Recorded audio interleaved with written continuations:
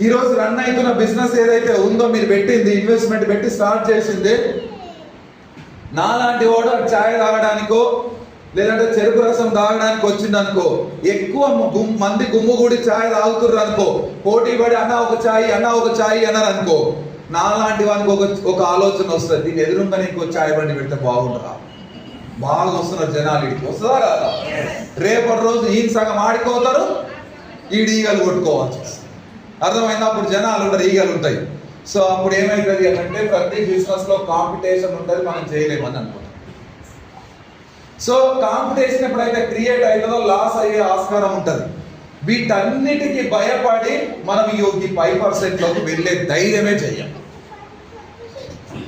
కానీ భూమి మీదకి ఒక అద్భుతమైన అవకాశం వచ్చింది.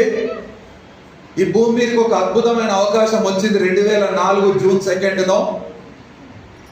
సో కటిక పేదరికంలో ఉన్న వ్యక్తి కూడా ఈ 5% వెళ్ళే మార్గాన్ని సృష్టించబడ్డది.